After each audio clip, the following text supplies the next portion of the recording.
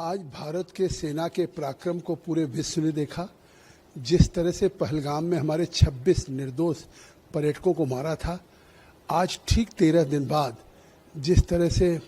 हमारे आर्मी के, एयरफोर्स के, नेवी के तीनों के जिस तरह से कोऑर्डिनेटेड एफर्ट्स के साथ सटीक हमला हुआ, जिसमें न केवल पाकिस्तान में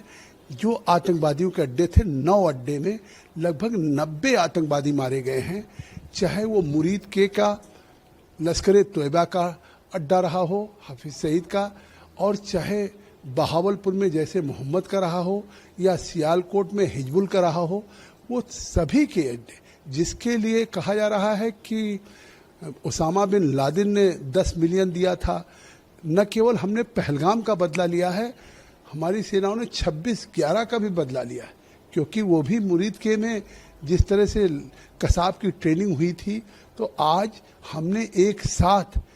जिस तरह से, चाहे वो 26/11 का दर्द आज भी हमारे है, या पहलगाम हो या पार्लियामेंट का हो,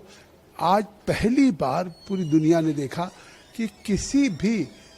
एक बिना नागरिक को कोई क्षति पहुंचाए हुए, या वहां उनके हमने कोई सेना पे नहीं किया कोई युद्ध, और केवल उन आतंकवादियों को, जिस तरह से प्रधानमंत्री मोदी जी ने कहा था कि हम न केवल उन आतंकवादियों को नेस्तनाबूद करेंगे, मिट्टी में मिलाने का काम करेंगे, उनके आकाओं को हैं, उन आकाओं को भी करेंगे, और आज उसका परिणाम आया है। ये पूरे भारत के लिए अद्भुत गौरव का क्षण है। पूरे भारत के लिए पहलगाम के उस दर्द पे जिस तरीके से आज मरहम हुआ है, आज पाकिस्तान को भी एहसास हो जाएगा कि जिस तरह से हमारी स्कैल्प मिसाइलें और हैमर बम ने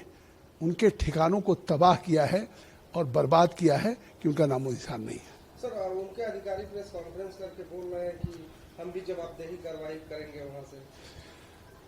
पहलगाम की एक घटना हुई, और जिस तरह से प्रधानमंत्री मोदी जी ने हमारी तीनों सेनाओं को एक छूट दिया था, और तीनों सेनाओं ने एक समन्वय करके जिस तरह से न केवल लश्कर तोयबा जैसे मोहम्मद, हिजबुल, जितने पाकिस्तान के जो ऐसे आतंकवादी संगठन थे कि जो लगातार भारत के सीमा पार पे समय समय, चाहे उरी हो, चाहे पुलवामा हो, चाहे 26/11 हो, या चाहे हमारे पार्लियामेंट का हो, इन हमलों में जो आतंकवादी जहाँ से इंटेलिजेंस की ट्रेनिंग, जहाँ से आतंक की ट्रेनिंग पाते थे, लॉन्चिंग पैड थे, उनको एक साथ 9 लोगों को, 9 अड्डों को जिस तरह से तबाह किया है। और जो सूचनाएं तो 10 बजे आर्मी की प्रेस कॉन्फ्रेंस होगी तब एग्जैक्ट आएगी, लेकिन जो सूचनाएं आ रही हैं उन अड्डों पे कम से कम 50 लोग रहते थे, और आज वो खंडहर बन गया है। तो कम से कम न केवल हमने पहलगाम का, लेकिन उस आतंकवाद को भी